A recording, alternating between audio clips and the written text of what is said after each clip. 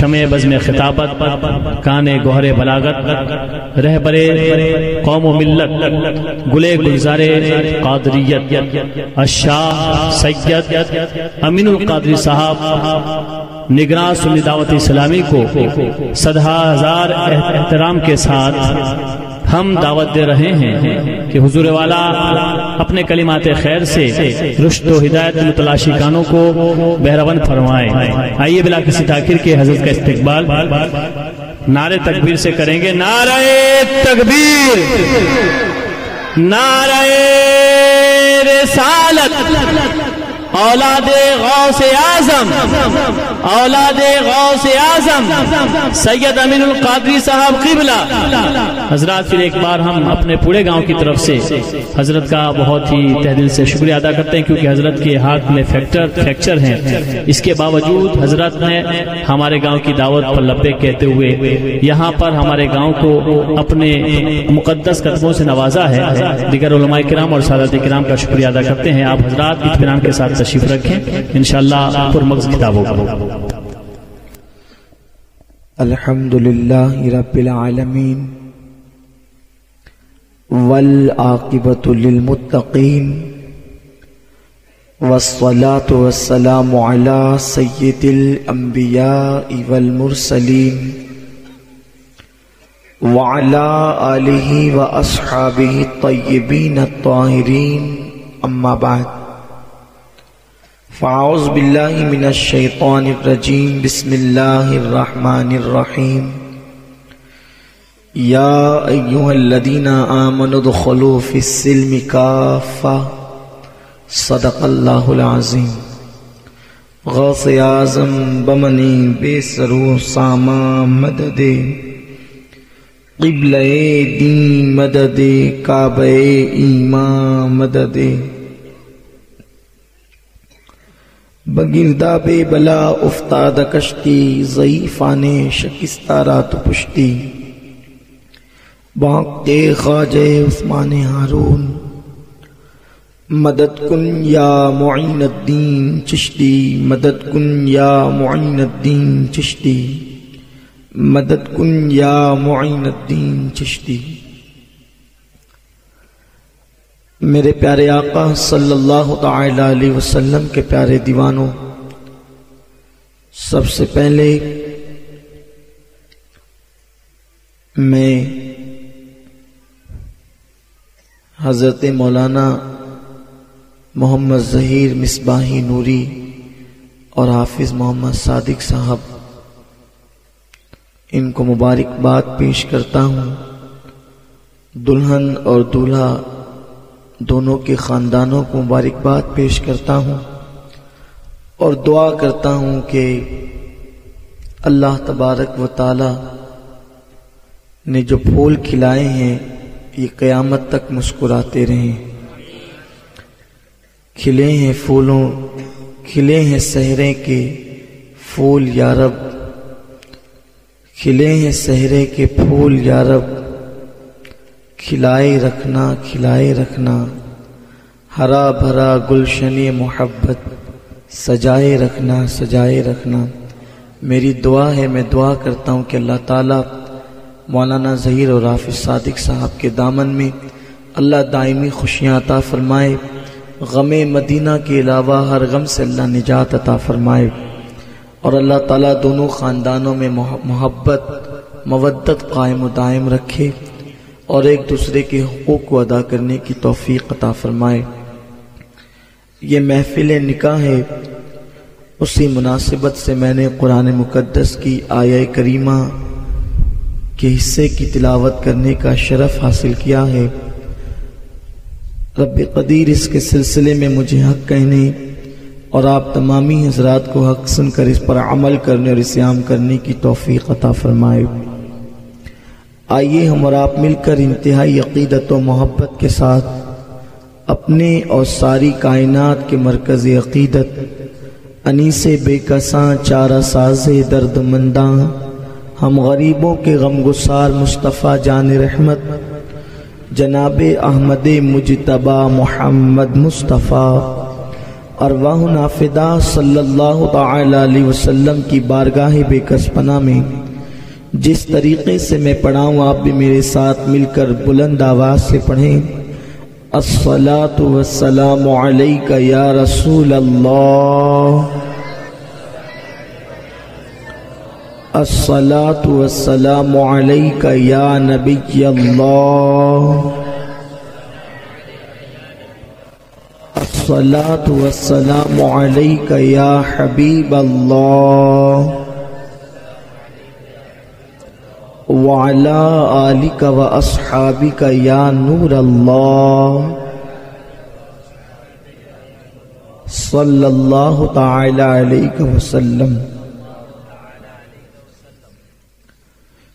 میرے پیارے آقا صلی اللہ تعالی علیہ وسلم کے پیارے دیوانوں، انسان کی نسل کو باقی رکھنے کے لیے دنیا کے جتنے بھی مذاہب ہیں کسی نہ کسی اعتبار سے تصور نکاح ضرور موجود ہے.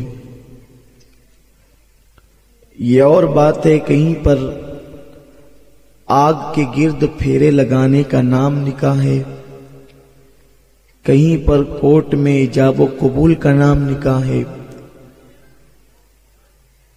کہیں پر نکاح معیوب ہے، کہیں پر نکاح مسعود ہے، مگر اسلام میں نکاح کی حیثیت اللہ کے رسول صلی اللہ علیہ وسلم کی سنت کے اعتبار سے عبادت کا درجہ ہے. اور اسلام میں جتنی بھی عبادتیں ہیں، نماز افضل العبادات ہیں، مگر کسی عبادت کے ادا کرنے پر حضور سید عالم صلی اللہ تعالی علیہ وسلم نے جو ہے وہ ایمان کی تکمیل کی ضمانت عطا نہیں فرمائی. نماز پڑھیں ثواب ملے گا، روزہ رکھیں ثواب ملے گا، حج کرے ثواب ملے گا، زکوٰۃ دے ثواب ملے گا، مگر میرے آقا صلی اللہ علیہ وسلم ارشاد فرماتے ہیں جس نے نکاح کیا اس کا ایمان مکمل ہو گیا. نکاح کے بعد اللہ کے حبیب صلی اللہ علیہ وسلم نے تکمیل ایمان کی بشارت عطا فرمائی.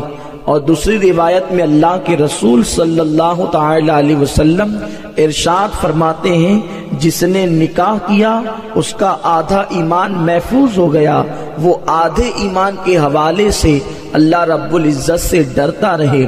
میرے پیارے آقا صلی اللہ تعالی علیہ وسلم کے پیارے دیوانوں، نکاح کی بڑی برکتیں ہیں. پیارے آقا علیہ الصلوۃ و تسلیم کے دیوانوں، علامہ ابن حجر اسقلانی رحمت اللہ تعالی علیہ ارشاد فرماتے ہیں جب بندہ نکاح کرتا ہے اور نکاح کے بعد ایک رکعت پڑھتا ہے تو اللہ ایک رکعت کے بدلے میں اسے 70 رکعتوں کا ثواب عطا فرماتا ہے. میرے پیارے آقا صلی اللہ تعالی علیہ وسلم کے پیارے دیوانوں، اتنا ہی نہیں، نکاح کے حوالے سے مصطفیٰ جان رحمت صلی اللہ تعالی علیہ وسلم نے ارشاد فرمایا لوگوں نکاح کرو، اس لیے کہ نکاح انسان کو باحیا بناتا ہے، انسان کی نگاہوں کو جھکاتا ہے، انسان کی نگاہ میں حیا پیدا فرماتا ہے. میرے پیارے آقا صلی اللہ تعالی علیہ وسلم کے پیارے دیوانوں، نکاح کیسی عبادت ہے؟ جب کوئی عبادت موجود نہ تھی تب بھی نکاح موجود تھا. نکاح ایسی عبادت ہے جب کوئی عبادت موجود نہ تھی تب بھی نکاح موجود تھا. جنت میں جناب آدم و حوا کے نکاح کی شکل میں، اور ایک وقت ایسا آئے گا کہ کوئی عبادت موجود نہ رہے گی، نہ نماز موجود ہوگی، نہ روزہ موجود ہوگا، نہ زکوٰۃ موجود ہوگی، نہ حج موجود ہوگا. اس لیے کہ جنت میں جانے کے بعد وہ دارالعمل نہیں ہے بلکہ جنت دارالجزا ہے، مگر وہاں بھی نکاح موجود ہوگا. جب کوئی عبادت نہیں تھی تو نکاح موجود تھا، اور جب کوئی عبادت موجود نہ رہے گی تب بھی نکاح موجود رہے گا. اس سے نکاح کی اہمیت کا اندازہ ہوتا ہے میرے پیارے آقا صلی اللہ علیہ وسلم کے پیارے دیوانوں. مگر انسان جب نکاح کرنے کے لیے نکلتا ہے تو نکاح بڑی عظیم سنت ہے, نکاح کو بڑا عظیم درجہ دیا گیا ہے. مگر اس خوشیوں کے ماحول کے اندر خوشی دینے والے رب تبارک و تعالیٰ کو انسان فراموش کر دیتا ہے, اللہ کے قانون کو فراموش کر دیتا ہے. اسلام و مقدس دین ہے جہاں خوشی منانے کا تصور بھی دیا گیا ہے اور غم کے اظہار کا تصور بھی دیا گیا ہے.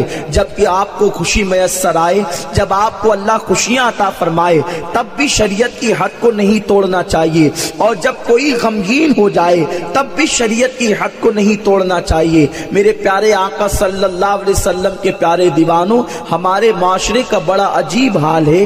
ایک آقا صلی اللہ علیہ وسلم کی سنت ادا کرنے کے لیے نکلتے ہیں اور درجنوں حرام کام میں مبتلا ہوتے ہیں, درجنوں برائیوں میں مبتلا ہوتے ہیں, درجنوں بے حیائیوں میں مبتلا ہوتے ہیں. نتیجتاً نکاح کی جو عظیم سنت ہے اس کی برکتوں سے محروم کر دیے جاتے ہیں. میرے پیارے آقا صلی اللہ تعالی علیہ وسلم کے پیارے دیوانوں, آج سے میں آپ کو بتاؤں, نکاح اگر اس طرح کیا جائے جس طریقے سے اللہ کے حبیب صلی اللہ تعالی علیہ وسلم نے کرنے کا حکم دیا, وہ نکاح بابرکت بھی ہوگا. اور کتنی برکت والا ہوگا, آپ کی توجہ چاہتا ہوں. میرے پیارے آقا صلی اللہ تعالی علیہ وسلم کے پیارے دیوانوں, مصطفیٰ جان رحمت صلی اللہ تعالی علیہ وسلم کی سنت کے مطابق اگر کوئی نکاح کرے, اس نکاح کی برکتوں کا عالم کیا ہے.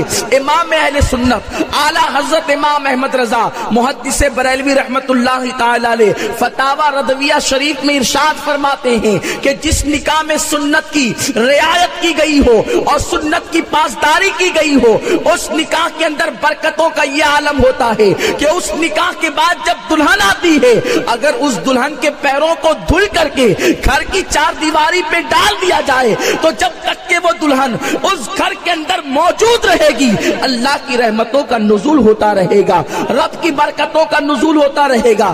آخر نکاح نے کس قدر بابرکت کر دیا ایک لڑکی کو, آخر نکاح نے کس قدر بابرکت کر دیا ایک عورت کو کہ اس کے قدموں کے دھون کے اندر اللہ تبارک و تعالیٰ نے برکت کو پوشیدہ فرما دیا ہے, برکت کو رکھ دیا ہے. میرے پیارے آقا صلی اللہ تعالی علیہ وسلم کے پیارے دیوانوں, اس لیے ہم نکاح کریں تو سنتوں کا خیال کریں. مگر کم نصیبی کی بات یہ ہے, ہم نے مغربی تہذیب کو اپنے لیے آئیڈیل بنا لیا ہے, ہم نے مغربی تہذیب کو اور مغربی کلچر کے پیچھے چلنا شروع کر دیا ہے. میں آقا صلی اللہ علیہ وسلم کے دیوانوں, آج نبی پاک صلی اللہ علیہ وسلم کی سنتوں کا کون خیال کرتا ہے؟ رسول اعظم صلی اللہ تعالی علیہ وسلم کی سنتوں کا کتنا احترام کیا جاتا ہے, یہ میرے اور آپ کے سامنے ہیں. ہم سب اپنے معاشرے کو دیکھ رہے ہیں, ہم سب اپنے گرد و پیش کا جائزہ لے رہے ہیں. پیارے آقا صلی اللہ علیہ وسلم کے پیارے دیوانوں, آج کل لوگ ایسے نکاحوں کے حوالے سے اس بات کا اعلان کرتے نظر آتے ہیں اور اس پر تبصرہ کرتے نظر آتے ہیں. ارے یار, جس نکاح کے اندر میوزک نہ ہو, جس نکاح کے اندر ڈھول نہ بجے, جس نکاح کے اندر گانے نہ بجے, جس نکاح کے اندر پٹاخے نہ پھوڑے جائیں, وہ نکاح ہے یا میت ہے؟ میرے پیارے آقا صلی اللہ علیہ وسلم کے پیارے دیوانوں, کتنے نادان ہیں وہ لوگ جو ایسے جملے کہہ کر کے شریعت محمدی کا مذاق اڑاتے ہیں, اللہ کے قانون کا مذاق اڑاتے ہیں. میرے پیارے آقا صلی اللہ تعالی علیہ وسلم کے پیارے دیوانوں, جانتے ہیں آپ, اگر آپ ڈھول اور تاشے بجائیں گے تو اس میں شیاطین ناچتے نظر آئیں گے, اور جو نکاح کی محفل ذکر مصطفیٰ کے ساتھ منعقد کی جائے گی اس میں اللہ کی رحمتوں کے فرشتوں کا نزول ہوگا, اللہ کے معصوم فرشتے نازل ہوں گے. اور یاد رکھو, جو نئی زندگی کا آغاز ذکر مصطفیٰ کے ساتھ کیا جاتا ہے اس میں برکت ہی برکت ہوتی ہے. کیا آپ کو نہیں معلوم, اللہ رب العزت نے جب جناب آدم و حوا کا نکاح فرمایا تو اس نکاح کے بعد کیا کہا تھا؟ اے آدم, ذرا حوا کا مہر ادا کرو اور میرے محبوب پہ درود پڑھو. ذکر مصطفیٰ کیوں کروایا جا رہا ہے نکاح کے بعد؟ تاکہ دنیا کو قانون مل جائے کہ جب نکاح کرو تو ذکر مصطفیٰ کے ساتھ کرو, محبوب پہ درود و سلام پڑھ کر کے کرو, اس کی برکتوں کا نزول نزول ہوگا، اس کی برکتیں ظاہر ہوگی، مگر یہاں تو گانے گنگنائے جاتے ہیں، کسی کی زلف و رخسار کا ذکر کیا جاتا ہے، خرافات بکے جاتے ہیں۔ میرے پیارے آقا صلی اللہ تعالی علیہ وسلم کے پیارے دیوانوں، اچھی طرح ذہن نشین کر لو، اللہ کے رسول صلی اللہ تعالی علیہ وسلم نے ارشاد فرمایا ڈھول تاشے یہ شیطان کے آلات ہیں، یہ شیطان کی افواج ہے۔ انسان جب ڈھول کی آواز کو سنتا ہے، انسان جب میوزک کی آواز کو سنتا ہے، اس کے دل کے اندر اسلام کے خلاف شکوک و شبہات ایسے جنم لیتے ہیں جیسے پانی زمین پہ گرنے سے پودے جنم لیا کرتے ہیں، ہریالی جنم لیا کرتی ہے۔ جس طریقے سے پانی سبزے کو اگاتا ہے، اسی طریقے سے ڈھول تاشے کی آواز اسلام کے خلاف شکوک و شبہات کو دل میں پیدا کرتی ہے، نفاق کو دل میں پیدا کرتی ہے۔ میرے پیارے آقا صلی اللہ تعالی علیہ وسلم کے پیارے دیوانوں، شادی کے موقع پر ایسے خرافات کر کے آخر ہم کیا کر لیتے ہیں، ہمیں کیا خوشیاں میسر آتی ہے؟ یاد رکھیں جو قوم اللہ کو ناراض کرتی ہے، خدا کو ناراض کر کے ہمارے دامن میں کبھی خوشیاں جمع نہیں ہو سکتی۔ اللہ کے رسول کو ناراض کر کے ہم اپنے دامن میں کبھی خوشیوں کو سمیٹ نہیں سکتے۔ خوش وہی قوم ہو سکتی ہے جو اپنے اللہ کو خوش کرنے کی کوشش کرے، اپنے رسول کو خوش کرنے کی کوشش کرے۔ میرے پیارے آقا صلی اللہ تعالی علیہ وسلم کے پیارے دیوانوں، میری مائیں اور بہنیں بھی موجود ہیں، عورتیں بہت زیادہ اصرار کرتی ہیں، ارے بیٹے کی شادی ہے، شادی کا دن کب آئے گا؟ ان مولویوں کی کیا سنتے ہو؟ ان مولویوں کو کیا ہے؟ یہ تو ہر بات پہ اعتراض کرتے ہیں۔ نادانوں سنو، علماء کی توہین نہ کرنا۔ امام اہل سنت اعلی حضرت فتاوی رضویہ شریف میں ارشاد فرماتے ہیں جس نے علماء حق کی توہین کی، ان کے علم کی بنیاد پر، ان کے تقوی کی بنیاد پر، ان کے نائب رسول ہونے کی بنیاد پر، علماء کی توہین کی بنیاد پر ایک دن اس پر ضرور آئے گا کہ اگر اس نے توبہ نہ کی تو وہ اللہ کے رسول کی بھی توہین کرے گا۔ کسی کو عالم دین کی توہین کرتے دیکھو، سمجھ جاؤ یہ رسول اللہ کی توہین کے قریب ضرور پہنچے گا، اور رسول پاک کی توہین کفر ہے۔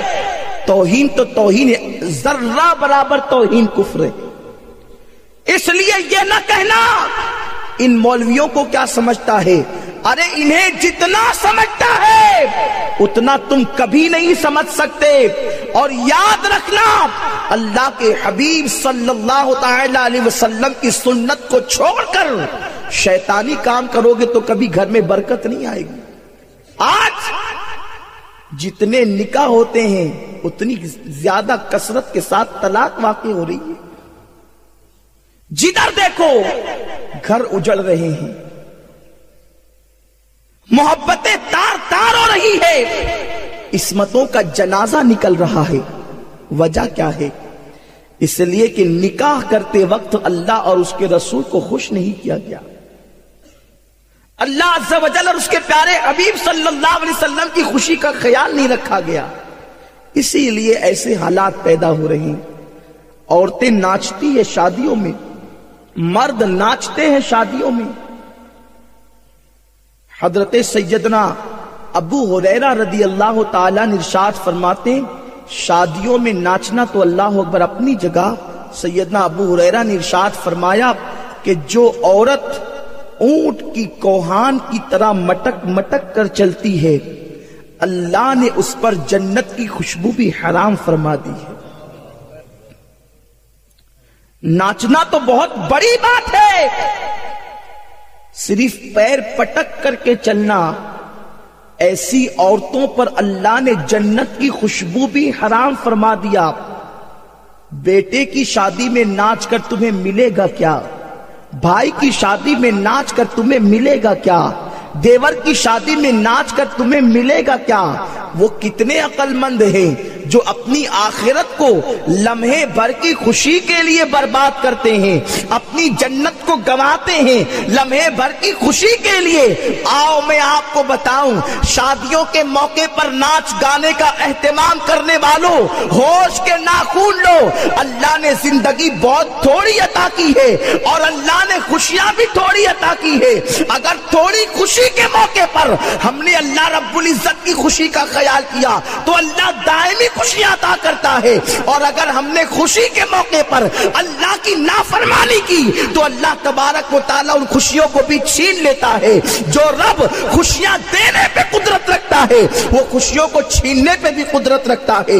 حضرت سیدنا عبداللہ ابن مسعود رضی اللہ تعالیٰ عنہ ارشاد فرماتے ہیں، اللہ کے رسول صلی اللہ تعالیٰ علیہ وسلم نے مجھ سے ارشاد فرمایا، اے ابن مسعود، میری امت کے کچھ لوگ ہوں گے جو رات کو سوئیں گے تو ان کے چہرے اچھے بھلے ہوں گے، اور جب وہ صبح کو بیدار ہوں گے تو ان کے چہرے یا تو سور کی طرح ہوں گے یا تو بندر کی طرح ہوں گے۔ شارحین حدیث کہتے ہیں یہاں رات کے سونے سے مراد قبر میں دفن کرنا ہے، اور صبح کے اٹھنے سے مراد اللہ اکبر میدان محشر میں اٹھایا جانا ہے۔ ابن مسعود سے کہا گیا میری امت کے کچھ لوگ قبر میں دفن کیے جائیں گے، جب انہیں موت آئے گی تو ان کے چہرے اچھے بھلے ہوں گے، اور جب وہ قیامت کے دن اٹھیں گے تو ان کے چہرے سور اور بندر کی طرح کیے جائیں گے۔ ابن مسعود ڈر گئے، عرض کرتے ہیں یا رسول اللہ صلی اللہ تعالی علیہ وسلم، میرے ماں باپ آپ پہ قربان، جن کے چہرے قبر کے اندر سور اور بندر کی طرح کیے جائیں گے، کیا وہ اللہ کو اپنا رب نہیں مانتے ہوں گے؟ کیا وہ آپ کو اللہ کا رسول نہیں مانتے ہوں گے؟ کیا وہ قرآن کو اللہ کی کتاب نہیں مانتے ہوں گے؟ ابن مسعود سے میرے آقا نے فرمایا ابن مسعود، وہ اللہ کو رب بھی مانیں گے، محمد کو اللہ کا رسول بھی مانیں گے، قرآن کو اللہ کی کتاب بھی مانیں گے، پھر بھی ان کے چہرے سور اور بندر کی طرح کر دیے جائیں گے۔ ابن مسعود عرض کرتے ہیں یا رسول اللہ ان کا جرم کیا ہوگا؟ تو میرے آقا فرماتے ہیں وہ گانے اور میوزک کثرت کے ساتھ سنیں گے اور شراب کا نام بدل بدل کر پیئیں گے، اس بنیاد پر ان کے چہرے سور اور بندر کی طرح ہو جائیں گے۔ میرے پیارے آقا صلی اللہ تعالی علیہ وسلم کے پیارے دیوانوں، غور کرنے کا مقام ہے۔ غور کریں آپ کہ اگر ہمارے چہرے پہ معمولی سی پھنسی نکل آئے تو ہمارا پورا دن بے چینی اور بے قراری میں گزرتا ہے۔ اللہ نہ کرے اگر گانے سننے کے جرم میں، میوزک سننے کے جرم میں اگر چہرہ سور اور بندر کی طرح ہوا تو قیامت کے دن کیا منہ لے کر کے اٹھیں گے؟ کیا یہ عقل مندی ہے کہ چند لمحوں کی خوشیوں کو حاصل کرنے کے لیے اپنی آخرت کو تباہ کیا جائے، اپنی آخرت کو برباد کیا جائے؟ آج ہماری بچیوں کا اور نوجوان لڑکوں کا حال یہ ہے، وہ شادی کے دن ہی ساری خوشیوں کو حاصل کر لینا چاہتے ہیں، اور خوشیاں ان کی نظر میں یہ ہے کہ اس دن ناچا جائے، اس دن ڈھول بجائے جائیں، اس دن جو ہے وہ ڈانڈیا کھیلی جائے، اس دن جو ہے وہ اللہ اکبر ڈی جے بجایا جائے اور خوب ماذ اللہ مزے لیے جائیں۔ میرے پیارے آقا صلی اللہ علیہ وسلم کے پیارے دیوانوں، میں آپ سے پوچھنا چاہتا ہوں، کیا آپ نے موت کو بوڑھوں کے لیے مخصوص سمجھ رکھا ہے؟ کیا آپ کے تصور نہیں کرتے کہ آپ کی بھی شادی سے پہلے آپ کو موت آ سکتی ہے، آپ کو جوانی میں بھی موت آ سکتی ہے؟ ہماری نوخیز بچیاں، نوجوان لڑکیاں اور نوجوان لڑکے اس دن اختلاط کو اور مخلوط ہونے کو بہت بڑا فخر محسوس کرتے ہیں۔ بچیاں باضابطہ طور پر بالوں کی نمائش کرتی ہے، چہرے کو سجاتی اور سنوارتی ہے، اور باضابطہ طور پر ویڈیو کیمرے کا انتظام کیا جاتا ہے۔ اللہ اکبر، اگر گھر میں کوئی مولوی صاحب آ جائیں تو ہم اپنی بچیوں سے کہتے ہیں بیٹی پردہ کرو، لیکن وہ غیر جو مسلمان بھی نہیں اور بالفرض اگر مسلمان بھی ہو، وہ کیمرے والا ہماری گھر کی بچیوں کی تصویر لیتا ہے۔ ایک بیٹی پر اگر کوئی نوجوان غلط نظر ڈالے تو باپ اسے برداشت نہیں کرتا، مگر کیمرے والے کے سامنے جو اجنبی بھی ہے، غیر بھی ہے، غلط نظر بھی ڈال رہا ہے، اپنی بیٹی کو سجا اور سوار کر کے کھڑا کرتا ہے۔ اے باپ تیری غیرت کہاں چلی گئی؟ اے بھائی تیری غیرت کہاں چلی گئی؟ اور بچیاں بھی خوب بن سنور کر کے کیمرے کے سامنے کھڑے ہونے کے لیے کبھی ناچتی نظر آتی ہیں, نوجوان بچے ناچتے نظر آتے ہیں. میرے پیارے آقا صلی اللہ تعالی علیہ وسلم کے پیارے دیوانوں اور میری قوم کی بچیوں, غور سے سنو. اللہ کے رسول صلی اللہ تعالی علیہ وسلم نے ارشاد فرمایا, شب بیراج میں نے دیکھا, معراج کی شب میں نے دیکھا, کچھ لوگ ایسے ہیں آگ کی کینچی سے جن کی چمڑی کاٹی جا رہی ہے. آپ تصور تو فرمائیں, آگ کی کینچی سے چمڑی کا کاٹا جانا. اگر آج ایک ڈاکٹر کسی کا آپریشن کرتا ہے تو آپریشن کرنے سے پہلے اسے بے ہوش کرتا ہے, اسے بے سود کرتا ہے, اور اس کے بعد پھر بہت زیادہ احترام کے ساتھ, بہت زیادہ نزاکت کے ساتھ ایک چھوٹے سے ہتھیار سے اس کی اس جگہ کو کاٹتا ہے, اور اس کے بعد ٹانکے لگا دیتا ہے. اس کے بعد جب انسان کو ہوش آتا ہے تو ہوش آنے کے بعد انسان ایسے تڑپتا ہے جیسے بغیر پانی کے مچھلی تڑپا کرتی ہے. کتنی نزاکت کے ساتھ اس نے کاٹا, بے ہوش کرنے کے بعد اس نے کاٹا, اور اس کے بعد ٹانکے بھی لگائے, درد کی دوائیاں بھی دی, بے ہوش بھی کیا, اور جب ہوش آیا تو اتنی تکلیف کہ انسان مچھلی کی طرح تڑپتا ہے جیسے بغیر پانی کے مچھلی تڑپتی ہے. مجھے بتاؤ, ایک معمولی سی چوٹ کی بنیاد پر, ایک معمولی سے زخم کی بنیاد پر انسان اتنا تڑپتا نظر آتا ہے. میرے آقا فرماتے ہیں, میں نے اپنی امت کے کچھ لوگوں کو دیکھا جن کی چمڑی آگ کی کینچی سے کاٹی جا رہی تھی. میں نے پوچھا, جبریل یہ کون لوگ ہیں جن کی جلدوں کو, جن کی چمڑیوں کو آگ کی کینچی سے کاٹا جا رہا ہے؟ جبریل عرض کرتے ہیں, یا رسول اللہ صلی اللہ تعالی علیہ وسلم, یہ آپ کی امت کے وہ مرد ہیں اور آپ کی امت کی وہ عورتیں ہیں جو اس لیے بن سنور کر کے نکلتے تھے تاکہ غیر انہیں دیکھے اور دیکھ کر کے ان کے فریب میں مبتلا ہو جائے, ان کے حسن کی تعریف کرے. اے شادیوں میں بن سنور کر جانے والی میری بہنوں, میری بچیوں, مجھے بتاؤ, آخر تم چند لمحوں کے حسن کی تعریف کی بنیاد پر اپنی جلدوں کو آگ کی کینچی سے کٹوانا گوارا کرو گی؟ تم تو اتنی صنف نازک ہو, تم تو اتنی کمزور ہو کہ جب تم پیاس کاٹتی ہو تو پیاس کے ننھے ننھے ذرات آنکھ میں جانے کی بنیاد پر تمہاری آنکھیں رو پڑتی ہے. تم لکڑیوں کے دھوئیں کو برداشت نہیں کر سکتی, تم مچھروں کے ڈنک کو برداشت نہیں کر سکتی. میری بہنوں بتاؤ, وہ طاقت تم جہنم میں کہاں سے لاؤ گی کہ تمہاری جلدوں کو آگ کی کینچی سے کاٹا جا رہا ہوگا اور تم اسے برداشت کر سکو گی؟ انسان جب برداشت کی حد ختم ہو جاتی ہے تو انسان مر جایا کرتا ہے. انسان کو اگر کوئی تکلیف دی گئی, برداشت کی حد ختم ہو گئی تو انسان طاقت نہ ہونے کی بنیاد پہ مر جاتا ہے, اور مر کر کے اسے تکلیف سے آرام مل جاتا ہے. مجھے بتاؤ تو صحیح, تمہیں دنیا میں کسی نے تم پر حملہ کیا اور تلوار کی ضربیں لگائی, تم برداشت کر سکے تو تم زندہ رہو گے, برداشت نہ کر سکو تو مر جاؤ گے. کسی نے تمہیں زہر کھلایا, اس کے درد کو برداشت کر سکو گے تو زندہ رہو گے, برداشت نہ کر سکے تو مر جاؤ گے. انسان جس درد کو برداشت نہیں کر پاتا اس سے راحت پانے کے لیے مر جاتا ہے, مگر جہنم میں تو موت بھی نہیں ہوگی. اس درد سے کیسے نجات ملے گی, اس تکلیف سے کیسے نجات ملے گی؟ اے خاتون جنت کی کنیزوں, غیروں کی طرف نہ جاؤ, عیاشیوں کی طرف نہ جاؤ, مغربی تہذیب کی طرف نہ جاؤ. تمہیں شادی بیاہ کے موقع پر اپنے حسن کی نمائش کا موقع ملتا ہے اور تم لوگوں سے داد و تحسین وصول کرتی ہو. ایک تم بھی عورت ہو اور ایک میرے نبی کی بیٹی فاطمہ بھی عورت تھی. ہماری بچیوں کا حال یہ ہے, حسن کے لیے داد و تحسین کا خراج وصول کرنے کے لیے اپنی عصمت کو داؤ پر لگاتی ہے, مگر امام اہل سنت اعلیٰ حضرت ارشاد فرماتے ہیں, نبی کی بیٹی فاطمہ ایسی عورت تھی, ان کے سر کے دوپٹے کو کبھی چاند و سورج نے نہیں دیکھا.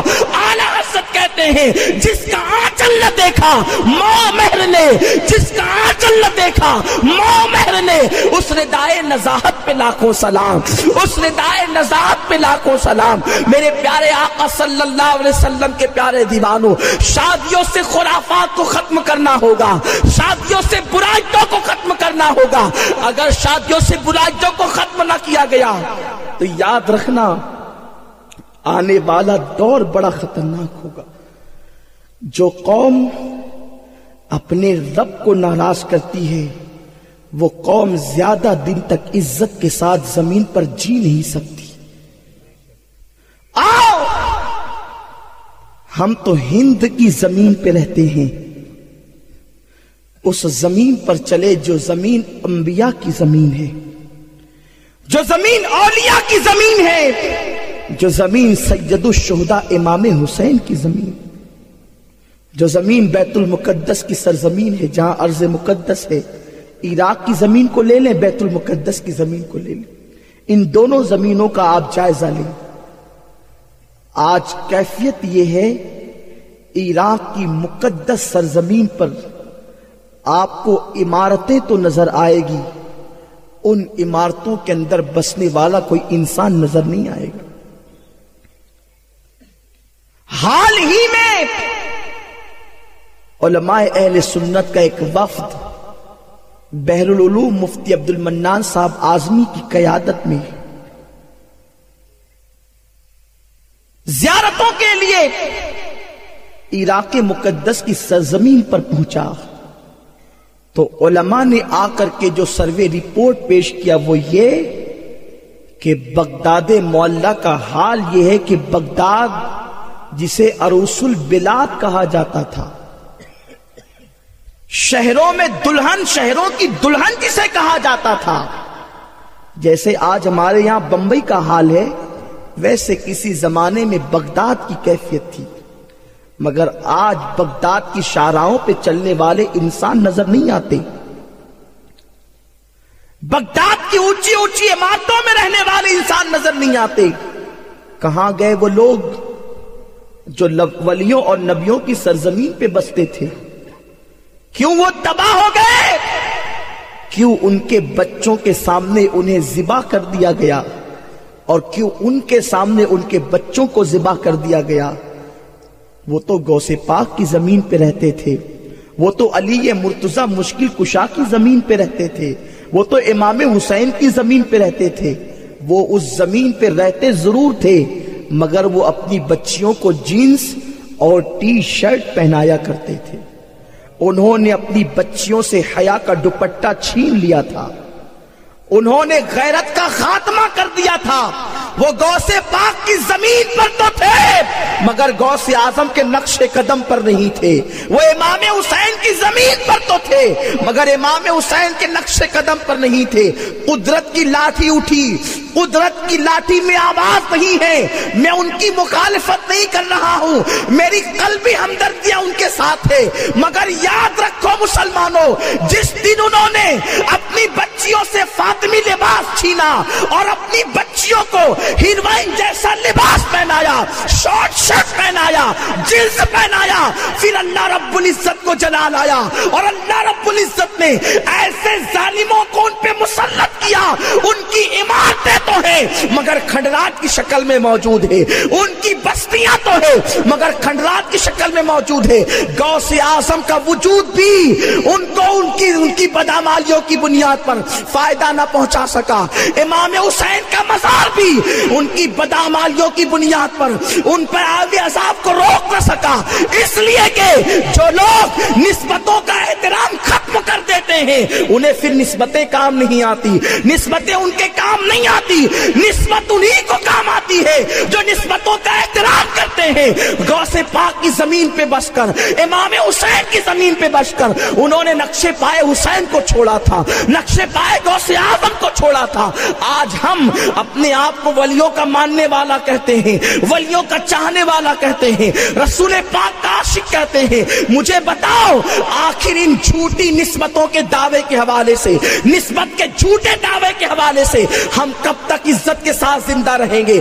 ہمیں اگر جینا ہے تو نسبتوں کا سچا دعویٰ کرنا ہوگا، جھوٹے دعوے نسبت کے حوالے سے کرنا یہ قطعی طور پہ عقل مندی نہیں ہے۔ نسبت کا احترام جو کرتا ہے وہی کامیاب ہوتا ہے۔ خدا کی قسم اگر نسبت کا احترام کتا کرتا ہے تو اللہ اسے جنتی بنا دیتا ہے، اگر انسان نسبت کی تعظیم نہ کرے، صرف نسبت کا نعرہ لگائے تو یاد رکھیں یہ نسبت اسے کام نہیں آئے گی۔ میرے پیارے آقا صلی اللہ علیہ وسلم کے پیارے دیوانوں، سیدہ فاطمہ کی اولاد کے ہاتھ چوم کر صرف تم کامیاب نہیں ہو سکتے، اپنی بچیوں سے فاطمی لباس چھینا اور ہیروئن جیسا لباس پہنایا، اپنی لڑکیوں سے سیدہ زینب کا لباس چھینا اور اللہ اکبر مغربی تہذیب کی نچنیوں کا لباس پہنایا۔ مجھے بتاؤ یہ کب تک ہمیں عزت دے سکے گا، کب تک کامیابی دے سکے گا؟ ایک مسلمان کی غیرت کا تقاضا تو یہ ہے کہ اللہ اکبر مسلمان مرنا پسند کرتا ہے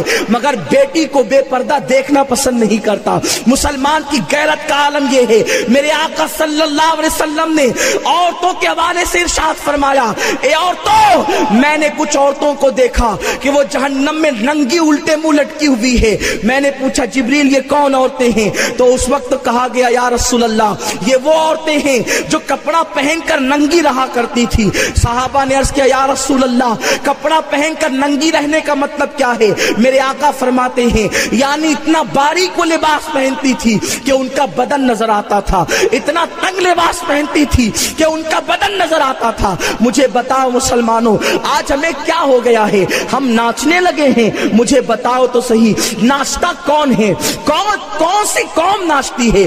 کیا کبھی آپ نے وزیر اعظم کو ناچتے دیکھا ہے؟ کیا کبھی آپ نے اللہ اکبر کسی صدر جمہوریہ کو ناچتے دیکھا ہے؟ اپنے کمرے میں وہ کیا کرتے ہیں اس سے مجھے کوئی بحث نہیں ہے، لیکن کیا کسی ٹی وی پر آپ نے انہیں ناچتے دیکھا ہے؟ کیا کسی شادی میں انہیں ناچتے دیکھا ہے؟ وی آئی پیز کبھی نہیں ناچتے، بلکہ ناچا وہ قوم کرتی ہے، وہ قوم ناچتی ہے جو انتہائی گھٹیا قوم ہوتی ہے، جو گری ہوئی قوم ہوتی ہے، جو نیچ قوم ہوتی ہے، وہ ناچا کرتی ہے۔ ناچنے والوں کو اچھی نگاہ سے نہیں دیکھا جاتا۔ مجھے بتاؤ کہ صدر جمہوریہ کوئی وی آئی پی کہتا ہے، اس وزیر اعظم کوئی وی آئی پی کہتا ہے، کسی علاقے کے ممبر کوئی وی آئی پی کہتا ہے، لیکن ذرا سوچو تو صحیح اللہ کے رسول صلی اللہ علیہ وسلم نے ہمارا احترام نسبت کی بنیاد پہ کتنا بڑھا دیا ہے کہ جب قرآن ہمیں یاد کرتا ہے تو اے انسانوں کے لقب سے یاد نہیں کرتا، اے لوگوں کے لقب سے یاد نہیں کرتا۔ جب قرآن اہل ایمان امت کو یاد کرتا ہے تو کہتا ہے یا ایھا الذین آمنو، اے ایمان والو، کنتم خیر امہ، تم بہترین امت ہو۔ کبھی بہترین امت کہا جاتا ہے، کبھی یا ایھا الذین آمنو کہا جاتا ہے۔ مجھے بتاؤ تو صحیح اگر دنیا کا وی آئی پی نہیں ناچتا تو جسے قرآن نے یا ایھا الذین آمنو کا ٹائٹل دیا ہے وہ ناچے تو کتنے تعجب کی بات ہے، کتنے افسوس کی بات ہے۔ ہمیں ناچنے کے لیے نہیں، ناچنے والوں کے پیروں میں بیڑیاں پہنانے کے لیے پیدا کیا ہے۔ اللہ رب العزت نے ہمیں گانے کے لیے نہیں، گانے والوں کے منہ کو بند کرنے کے لیے پیدا کیا ہے۔ ہم ناچنے والی قوم نہیں ہے۔ ناچا وہ کرتے ہیں جن کے پاس عزت نہیں ہوتی، ناچا وہ کرتے ہیں جن کے پاس آبرو نہیں ہوتی، ناچا وہ کرتے ہیں جنہیں سماج میں ذلیل سمجھا جاتا ہے۔ مسلمانوں تم تو وہ ہے کہ تمہارا باپ آدم مسجود ملائکہ ہے، آدم کے سامنے فرشتوں نے سجدہ کیا ہے۔ جس کو فرشتوں نے سجدہ کیا ہو، جس نے فرشتوں کے سجدوں کا خراج وصول کیا ہو، وہ زمین پہ آ کے ناچے، کتنے تعجب کی بات ہے۔ ذرا اپنے مقام کو تو جانو، اپنے مرتبے کو تو جانو۔ اے مسلمانوں ہم اس کو پہچاننے میں اپنی زندگی کو برباد کرتے ہیں۔ ذرا اپنے آپ کو تو پہچانو، تم کون ہو؟ تم وہ ہو جس کے بارے میں قرآن، جس کے بارے میں حدیث قدسی میں کہا گیا ہے فاحببت عرفا، اللہ کے مقصود کا نام انسان ہے، اللہ کے محبوب کا نام انسان ہے، اللہ کی چاہت کا نام انسان ہے۔ انسان وہ ہے جس کے آگے فرشتے جھکے ہیں، انسان وہ ہے جسے اللہ نے چاہا ہے، انسان وہ ہے جو اللہ کا محبوب و مطلوب ہے، اور ہم تو وہ ہیں اللہ اکبر۔ انسانوں میں بھی امت محمدیہ کی شان یہ ہے کہ ہمارے لیے سید الانبیاء سردیوں کی رات بھر روتے رہتے تھے اور مغفرت کی دعا کرتے تھے۔ ہم امتی اتنے بیکار نکلے کہ ہم نے اپنے رسول کی سنتوں کو ترک کیا۔ سنتوں میں عمل میں ہم شرم محسوس کرتے ہیں، سنت پہ عمل کرنے میں ہمیں آر محسوس ہوتی ہے، اور ناچنے میں ہم فخر محسوس کرتے ہیں۔ ذرا سوچو تو صحیح، تم ناچو گے تو تمہاری آنے والی نسلوں کو ناچنے سے کون روکے گا؟ میرے پیارے آقا صلی اللہ علیہ وسلم کے پیارے دیوانوں، آج یہ میں آپ کو بتاؤں، میرے آقا حضور سید عالم صلی اللہ علیہ وسلم فرماتے ہیں زمین پر پیر پٹک کر نہ چلو، جب انسان زمین پر پیر پٹکتا ہے تکبر کی وجہ سے تو زمین اسے آواز دیتی ہے نادان، آج تو تکبر کی بنیاد پر مجھ پہ پیر پٹک رہا ہے، کل میں ہی تیرا ٹھکانہ۔ میرے اندر تاریکی ہے، میرے اندر اندھیرا ہے، میرے اندر غم ہے، میرے اندر سانپ اور بچھوؤں کا ڈیرا ہے، آج تو زمین پر پیر پٹک کر چل رہا ہے، کل تو تجھے میرے ہی سینے میں دفن ہونا ہے۔ انسان کو کان ہوتے تو انسان سنتا اور عبرت حاصل کرتا۔ میرے پیارے آقا صلی اللہ علیہ وسلم کے پیارے دیوانوں، تو شادی کے موقع پر خرافات اور بدعات کا خاتمہ کرنا یہ ہم سب کی مشترکہ ذمہ داری ہے۔ شادیاں کرو تو نعت مصطفیٰ کی محفل کے ساتھ کرو، درود پاک کی محفل کے ساتھ کرو، ذکر مصطفیٰ کے ساتھ کرو۔ اور میرے پیارے آقا صلی اللہ تعالی علیہ وسلم کے پیارے دیوانوں، یہ بھی ذہن نشین کر لو، نکاح صرف جنسی تسکین کا نام نہیں، صرف اپنی خواہشات کی تکمیل کا نام نہیں۔ آؤ اس حدیث مبارکہ کو سنو اور مچل جاؤ۔ میرے آقا صلی اللہ علیہ وسلم فرماتے ہیں اللہ تبارک و تعالی نے اس بندے کی مدد کو اپنے ذمہ کرم پر لازم کر لیا ہے۔ اللہ نے اس بندے کی مدد کو اپنے ذمہ کرم پر لازم کر لیا ہے جو نبی کی سنت سمجھ کر نکاح کرے، جو رسول پاک کی سنت سمجھ کر نکاح کرے۔ اگر کسی نے نکاح کو آقا کی سنت سمجھ کر کیا، اللہ نے اس کی مدد اپنے ذمہ کرم پر لے لی، اور جس کا مددگار اللہ ہو اسے دنیا کی کوئی طاقت تکلیف نہیں پہنچا سکتی۔ اسی لیے تو میرے آقا نے فرمایا لوگوں نکاح کرو، نکاح کرو گے مالدار ہو جاؤ گے۔ نکاح کرنے کے بعد لوگ تنگ دست کیوں ہوتے ہیں؟ اس لیے کہ نکاح سنت سمجھ کر نہیں کرتے۔ اگر نکاح سنت سمجھ کر کرتے تو نکاح کی برکتیں ضرور انہیں ملتی، اور نکاح کرتے ہیں تو بس ایک رسم سمجھ کر، نفس کی تسکین کے لیے۔ جب نکاح نبی کی سنت کی ادائیگی کے لیے کرو گے تو پھر بتایا جائے گا کہ حقوق بھی ادا کرو۔ لوگ گھر کی بیویوں کو پیر کی جوتیاں سمجھتے ہیں، اور اس بنیاد پر بہت زیادہ مسائل پیچیدہ ہوتے چلے جاتے ہیں۔ اور کچھ ایسے نوجوان ہیں جو پیر کی جوتی تو نہیں سمجھتے، وہ اور بیوی کو سر کا تاج بنا لیتے ہیں۔ اب ماں باپ اگر کچھ کہیں تو انہیں نہیں سننا، اس لیے کہ وہ سب کچھ ان کے لیے ان کی بیوی ہے۔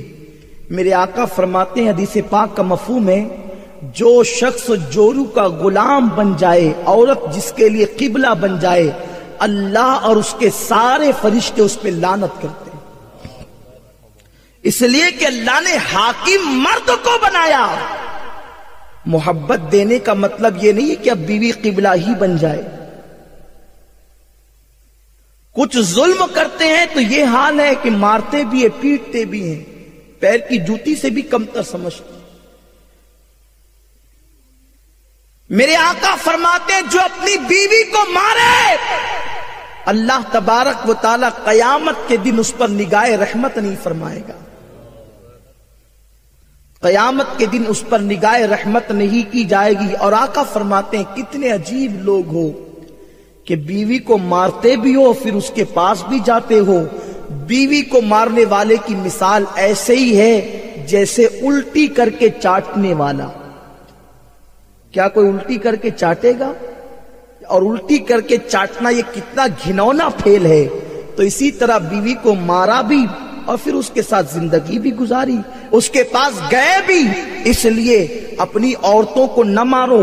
عورتیں مار کھانے کے لیے نہیں ہیں، بلکہ عورتیں پیار دینے کے لیے ہیں، محبت دینے کے لیے ہیں۔ پہلے ہی دن ہمیں بتایا گیا اللہ چاہتا تو جناب آدم کے لیے ایک الگ سے مجسمے، مٹی کا مجسمہ بنایا جاتا اور پھر جناب حوا کو پیدا کیا جاتا، لیکن اللہ نے الگ سے کوئی مجسمہ نہیں بنایا مٹی کا، بلکہ جناب آدم کی بائیں پسلی سے اللہ نے جناب حوا کو پیدا فرمایا.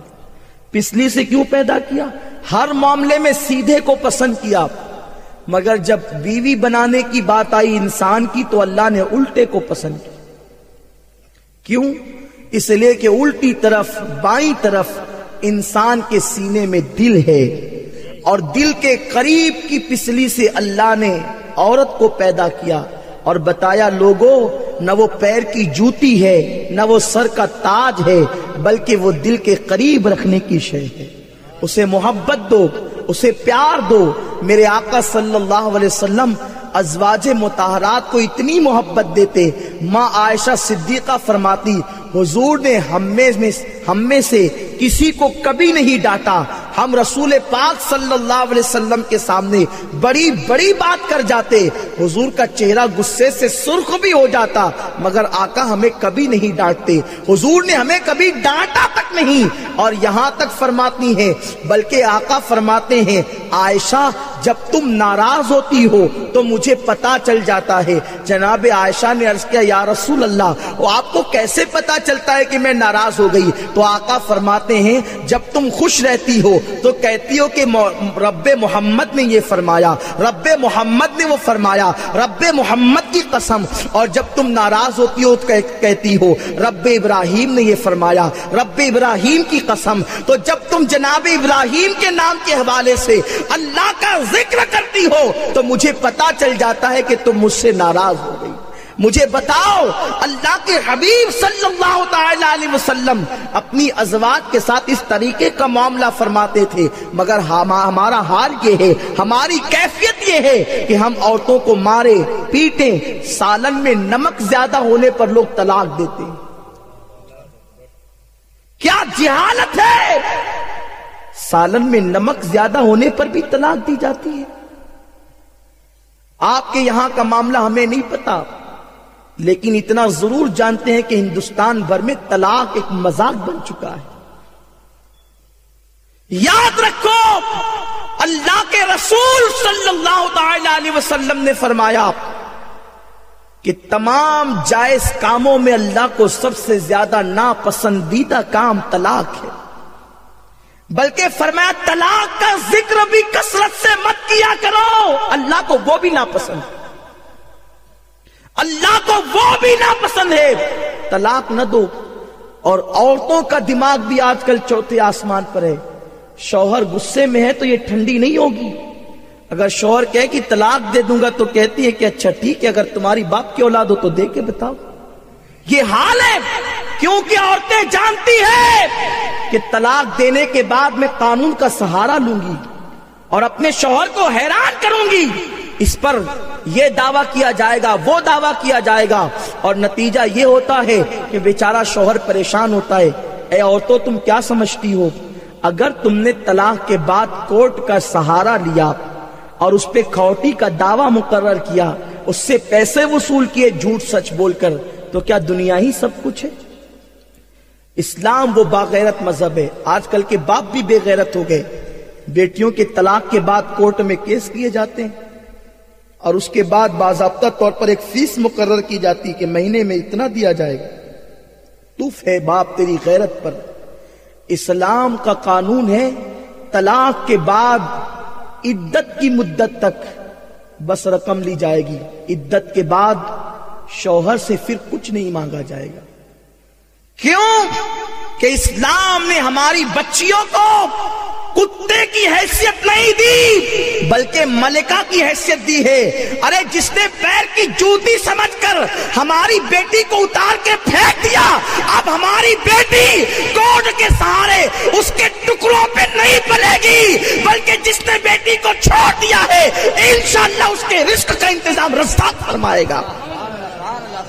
نعرہ تکبیر، نعرہ رسالت، سید امین القادری صاحب. بچیوں کو شاہ اس لیے ملتی ہے اگر طلاق ہو گیا تو کیا زندگی بھر میں اس کا خون چوسوں گی. یاد رکھنا ایک باپ اگر اپنی بیٹی کو پیسے کی سیج پر بھی سلا دے تو شوہر کے پاس اسے جو محبت ملتی ہے وہ پیسہ نہیں دے سکتا.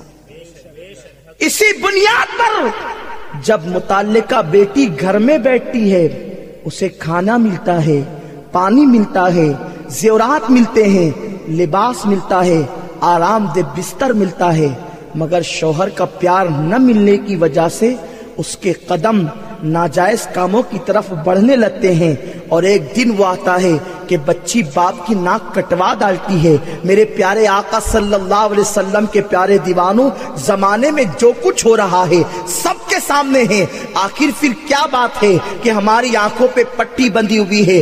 یاد رکھو، پہلی بات تو اپنی بچیوں کا طلاق نہ ہونے دو، بچیوں کا ذہن بناؤ، بیٹی ایک مرتبہ تجھے جہاں دے دیا گیا اب ساری زندگی تجھے وہیں پہ گزارنا ہے۔ اور بچیوں کے لیے کیا میرے سرکار نے یہ بشارت نہیں دی؟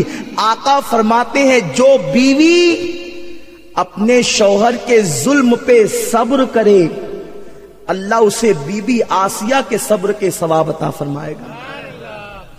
جناب آسیہ کے صبر کا ثواب اللہ اس عورت کو دے گا جو اپنے شوہر کے ظلم پہ صبر کرے۔ اور آسیہ کوئی معمولی عورت ہے؟ حدیث پاک میں آیا کہ جناب آسیہ کا نکاح جنت میں حضور صلی اللہ علیہ وسلم کے ساتھ کیا جائے گا۔ جسے جنت میں رسول اللہ کی بیوی بننا ہے، اس آسیہ کے صبر کا ثواب ہماری ان بیٹیوں کو ملے گا جو شوہر کے ظلم پہ صبر کرتی ہو۔ اور جناب آسیہ نے کیا صبر کیا؟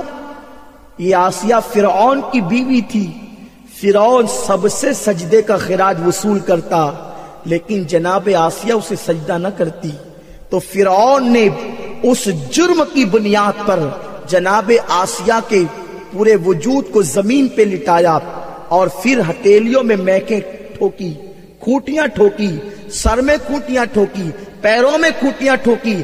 ایسے دردناک انداز سے جناب آسیہ کی شہادت ہوئی۔ میرے آقا علیہ الصلوۃ والتسلیم نے اتنے دردناک انداز سے شہادت پانے والی عورت کے صبر کے برابر اس عورت کا ثواب قرار دے دیا ہے جو شوہر کے ظلم پہ صبر کرتی ہو۔ اور اتنا ہی نہیں، صرف صبر عورتوں کو کرنے کا حکم نہیں دیا گیا، آقا فرماتے ہیں اگر کسی کو ظالم بیوی مل جائے وہ اللہ کے لیے صبر کرے۔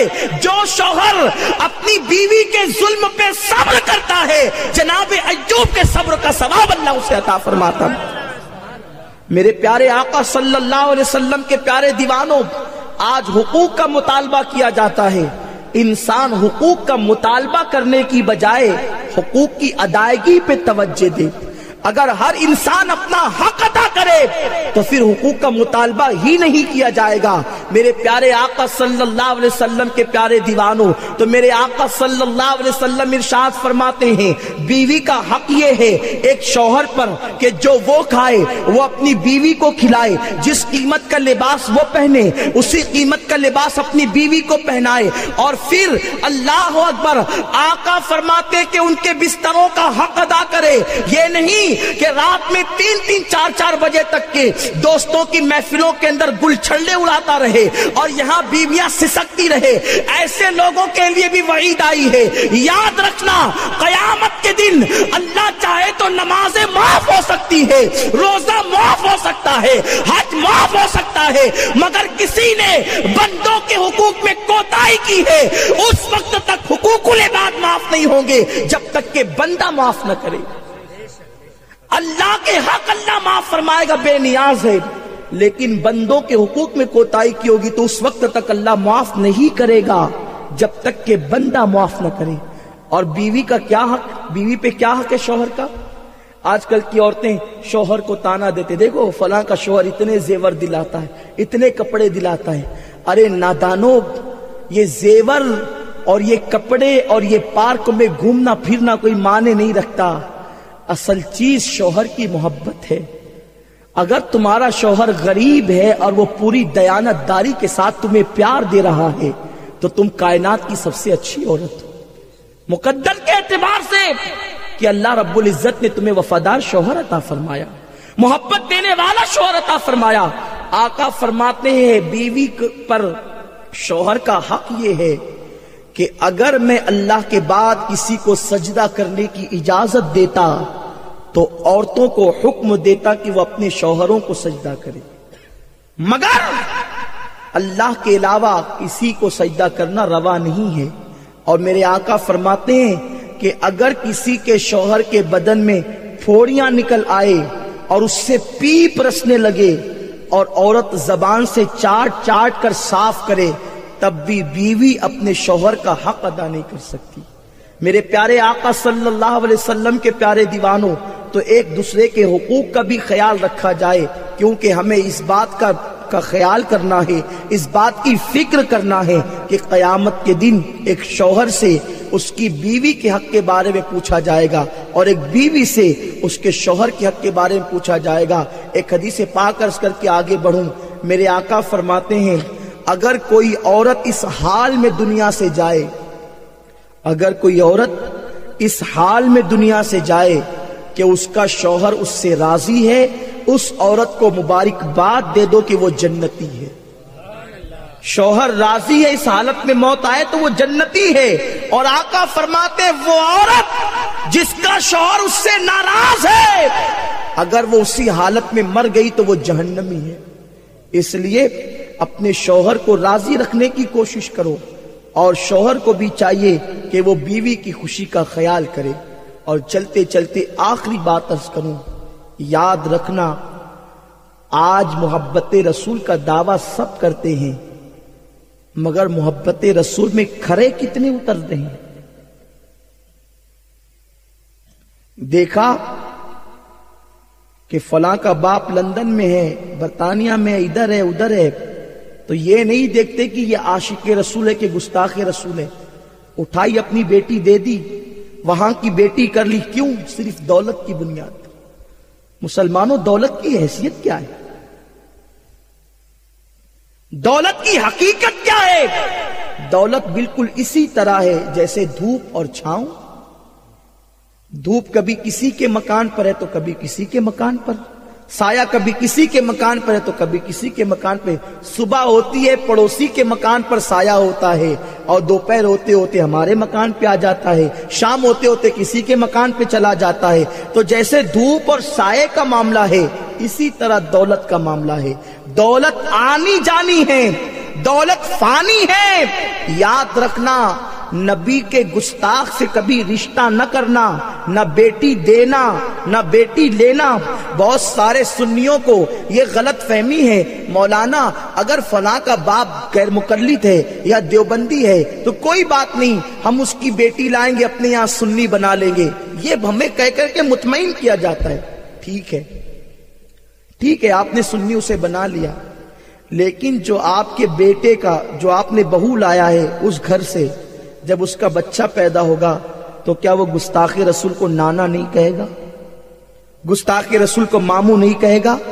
اس کا سسر بیمار پڑے گا آپ کے بیٹے کا تو کیا وہ گستاخ رسول کو دیکھنے نہیں جائے گا؟ کیا وہ مرے گا تو اس کا جنازے کو کاندھا دینے نہیں جائے گا؟ اور جس گھر سے آپ بیٹی لا کر اسے سنی بنائے ہیں تو کیا وہ اپنے باپ کو کافر ماننے کے لیے تیار ہوگی؟ اور اگر وہ نہیں ہوگی تو پھر اس کی فاتحہ کس کام کی، اس کی نیاز کس کام کی جو نبی کے گستاخ کو کافر نہ مانے؟ کیا سمجھتے ہو صرف نیاز و فاتحہ کا نام اہل سنت ہے؟ نہیں، یہ تو نوافل کا درجہ رکھتی ہے۔ فرض یہ ہے کہ نبی پہ جان قربان کی جائے اور ان کے دشمنوں کو کافر مانا جائے۔ جب تک کہ نبی کے گستاخ کو ان کا عقیدہ معلوم ہونے کے بعد کافر نہیں مانو گے، ایمان معتبر نہیں ہوگا۔ اپنی عقل کا گھوڑا مت دوڑاؤ۔ آپ کہتے ہو یار ان کا قصور کیا ہے، کیوں ان سے اتنی نفرت کی بات کی جاتی ہے؟ یہ سنی علماء اتنی نفرت کیوں پھیلاتے ہیں؟ سنی علماء نے نفرت نہیں پھیلائی، سنی علماء نے اتحاد کا پیغام دیا، لیکن احکام شرع سے ہم آنکھیں بند نہیں کر سکتے۔ ان کا عقیدہ تو ذرا دیکھو میرے بھائیوں، ذرا غور تو کرو، ان سے ہم اختلاف کیوں کرتے ہیں؟ کیوں ہم ان سے رشتہ داری نہیں کرتے؟ اس لیے کہ رسول اللہ صلی اللہ علیہ وسلم کے بارے میں ان ظالموں نے اپنی کتاب میں لکھا، کتاب کا نام تقویت الایمان ہے، اس میں لکھتا ہے غیر مقلدین اور دیوبندیوں کا پیشوا اسماعیل دہلوی کہتا ہے کہ نبی اور رسول اللہ کی شان کے آگے چمار سے بھی زیادہ ذلیل ہے۔ یعنی اللہ کی بارگاہ میں چمار کو تو کوئی عزت حاصل ہے، چمار سے بھی زیادہ اگر کوئی گرا ہوا ہے تو وہ نبی اور رسول ہے، معاذ اللہ، نبی اور ولی، یہ ان کا عقیدہ ہے۔ اب بتاؤ یہ توہین کی بنیاد پر کیا کوئی مسلمان رہے گا؟ اور جو اسے مسلمان مانے کیا اس کا ایمان معتبر رہے گا؟ اتنا ہی نہیں مسلمانوں، یہاں تک کہا گیا کہ رسول اللہ صلی اللہ علیہ وسلم قیامت کے دن اللہ تعالیٰ نبی کے ساتھ کیا سلوک کرے گا؟ جنت میں ڈالے گا کہ جہنم میں ڈالے گا؟ راضی ہوگا کہ ناراض ہوگا؟ اللہ پاک قیامت کے دن محمد کے ساتھ کیا سلوک کرے گا یہ بھی محمد کو معلوم نہیں ہے معاذ اللہ۔ مجھے بتاؤ، اگر معلوم نہیں ہے تو قرآن کہتا ہے عسیٰ ان یبعثک ربک مقاما محمودا، یہ کس کے لیے کہا گیا ہے؟ اے محبوب، ہم تمہارے سر پہ تاج شفاعت سجائیں گے، کس کے لیے کہا گیا ہے؟ ولا سوف یعطیک ربک فترضی، یہ کس کے لیے کہا گیا ہے؟ بتاؤ، قرآن کے خلاف ایسی بکواس کر کے وہ کافر ہوئے، اور جب وہ کافر ہوئے تو انہیں جو کافر نہ مانے ان کا عقیدہ معلوم ہونے کے بعد من شک کا کفری وعذابی فقط کفر، جو ان کے عقیدے کو معلوم کرنے کے بعد، عقیدہ معلوم ہو جانے کے بعد ان کے کفر میں، ان کے عذاب میں شک کرے وہ کافر ہے۔ اور ذرا اتنا تو سوچو، آپ سمدھی بن گئے، داماد بن گئے، یا آپ نے اسے بہو لا کر کے بنا لیا۔ سوچئے، سمدھی داماد سالے بہنوئی کا رشتہ اتنا مضبوط نہیں ہوتا۔ یہ جو سسر اور سسرال کی رشتہ داری ہوتی ہے یہ تارے عنکبوت سے بھی کمزور ہوتی ہے۔ مکڑی کا جالا ہوتا ہے نا، مکڑی کیا کہتے ہیں آپ کے یہاں؟ کروڑیا کے جالے سے بھی کمزور ہوتا ہے یہ رشتہ۔ 3 مرتبہ ابھی ہمارے سید منصور صاحب نے کہا کہ قبول ہے ہو گئی۔ ایک اجنبی تھی، قریب آ گئی، اتنی قریب آ گئی کہ اب سارے رشتوں سے زیادہ قریب ہو گئی، ہے نا؟ زبان الہی اجنبی تھی، قریب آ گئی، اور زبان الہی قریب تھی، اجنبی ہو گئی۔ سیکنڈوں میں جو رشتے ٹوٹے ان رشتوں کا کوئی اعتبار ہے؟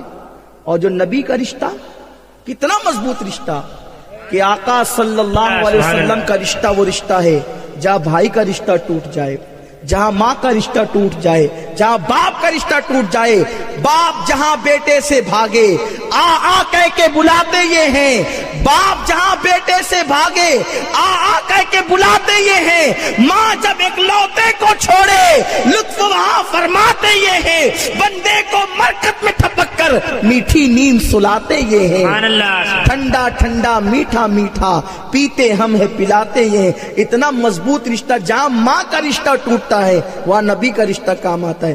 تو اتنے کمزور رشتے کے لیے اتنے مضبوط رشتے کو کیوں توڑتے ہو؟ اتنا کمزور رشتہ کہ 3 بار طلاق بولو تو سالہ نہ رہے، ساس نہ رہے، سسر نہ رہے، بیوی نہ رہے، ایک بیوی ہی کی بنیاد پر سارے رشتے، یہ ٹوٹا، سارے رشتے ٹوٹ گئے۔ اتنے کمزور رشتے کے لیے اتنے مضبوط رشتے کو مت توڑو، جس رشتے کو جوڑنے کے بعد خدا بھی اپنا ہو جاتا ہے، جس رشتے کو جوڑنے کے بعد خدا بھی اپنا بن جاتا ہے، ساری خدائی اپنی ہو جاتی ہے۔ اس رشتے سے کیوں منہ موڑتے ہو؟ جو رشتہ قیامت میں کام آئے گا، جو رشتہ جنت میں کام آئے گا، جو رشتہ قبر میں کام آئے گا، جو رشتہ حشر میں کام آئے گا۔ یہ رسول اللہ کے غدار ہیں، یہ آقا کے گستاخ ہیں۔ اے سیدہ فاطمہ کی عظمتوں پہ جان دینے والوں اور سیدہ فاطمہ کی تعظیم کی بنیاد پر ان کی آل پہ جان نچھاور کرنے والوں سنیو، سنو، ان ظالموں نے اپنی کتاب میں یہاں تک لکھا کہ نبی قیامت کے دن فاطمہ کی بھی بخشش نہیں کروا سکتے۔ یہ وہ ظالم ہے، ایسی باتیں کر کے یہ کافر ہوئے، ان سے رشتہ داری نہ کرو۔ اور یاد رکھنا ایک سچی سی اچھی سی بات ہے، وہ یہ کہ جو رسول اللہ کا وفادار نہیں وہ کائنات میں کسی کا وفادار نہیں ہو سکتا، اس لیے کہ رسول کا جتنا احسان ہے کوئی کسی پہ اتنا احسان نہیں کر سکتا۔ تو رسول اللہ سے جو بے وفائی کرے تم ان سے وفا کی امید رکھتے ہو؟ کرے مصطفیٰ کی اہانتیں، کھلے بند اس پہ جراتیں، ارے کیا نہیں میں محمدی، ارے ہاں نہیں، ارے ہاں نہیں۔ سرکار صلی اللہ علیہ وسلم کی توہین میں انہوں نے کیا کسر باقی رکھی؟ یاد یہاں تک لکھا جس کا نام محمد یا علی ہے وہ مالک و مختار نہیں۔ ایک طرف یہ لکھا، چلو ٹھیک ہے، ہم نے سوچتے کہ اللہ کی محبت میں لکھا ہوگا کہ جس کا نام محمد یا علی کسی چیز کا مالک و مختار نہیں، لیکن دوسری طرف آپ تذکرۃ الرشید اٹھا کر دیکھیں تو ایک طرف تو یہ کہا کہ جس کا نام محمد یا علی ہے وہ کسی چیز کا مالک و مختار نہیں، اور تذکرۃ الرشید میں مولوی رشید جو اس بات کی تصدیق کرتے ہیں کہ محمد اور علی کسی چیز کے مختار نہیں، وہی کہتے ہیں کہ گورنمنٹ جو ہماری ہے، جو انگریز حکومت ہے، وہ مالک بھی ہے اور مختار بھی ہے۔ انگریز کو مالک و مختار مانتے ہیں مگر رسول اللہ کو مالک و مختار نہیں مانتے۔ یہ حال ہے۔ اگر راشٹر گیت پڑھتے وقت کوئی کھڑا ہو گیا تو اسے ہندوستان کا وفادار بتاتے ہیں، اور کوئی صلاۃ السلام کے وقت قیام کر لے کھڑا ہو جائے تو کہتے ہیں کہ یہ شرک ہو گیا۔ کتنے افسوس کی بات ہے، سمجھنے کی بات ہے۔ یہ مت کہنا علماء لڑاتے ہیں، علماء بدزنی پھیلاتے ہیں، بدگمانیاں پھیلاتے ہیں۔ یہ ظالم دیوبندی اور غیر مقلدین جتنے بھی بد مذہب ہے، یہ مولوی پیٹ پالو مولوی ہے، اور یہ ساری نبی کی گستاخیاں کر کے اس لیے گستاخیاں کرتے ہیں تاکہ ان کا دھندا چلتا رہے، ان کے پیٹ کی جہنم بجھتی رہے۔ یہ سارے معاملات صرف اور صرف گروپ بندی اس بنیاد پر ہوتی ہے تاکہ لوگ رسول اللہ سے رشتہ توڑ کر کے انہی کے محتاج بن جائیں، انہی کے معتقد بن جائیں۔ لیکن یہ ظالم نہیں سمجھتے کہ رسول اللہ سے ہم نے کسی کا رشتہ توڑا تو ہم سے بھی رشتہ باقی نہیں رہے گا۔ دیکھو وہ بریلی کا امام احمد رضا ہے جس نے سارے رشتوں کی پرواہ کیے بغیر ایک نبی سے اپنا رشتہ جوڑا، تو عرب والا بھی امام احمد رضا کی بارگاہ میں خراج عقیدت پیش کرتا ہے، عجم والا بھی امام احمد رضا کو اپنا امام مانتا ہے۔ اہل عرب اور اہل عجم کہتے ہیں آیات من آیات اللہ و معجزات من معجزات رسول اللہ۔ کوئی کہتا ہے وہ تو سنیوں کا امام ہے، وہ تو اہل جنت کا پیشوا ہے، وہ تو اہل حق کی پہچان ہے، اس کا نام اہل سنت اہل حق مسلک حق کی شناخت ہے۔ وہ امام احمد رضا جس نے یہ پیغام دیا کہ لوگوں انہیں جانا انہیں مانا نہ رکھا غیر سے کام، انہیں جانا انہیں مانا نہ رکھا غیر سے کام، للہ الحمد میں دنیا سے مسلمان گیا، اور نبی سے جو ہو بیگانہ، میرے پیر و مرشد فرماتے نبی سے جو ہو بیگانہ اسے دل سے جدا کر دے، نبی سے جو ہو بیگانہ اسے دل سے جدا کر دے، پدر مادر برادر جان و مال ان پر فدا کر دے۔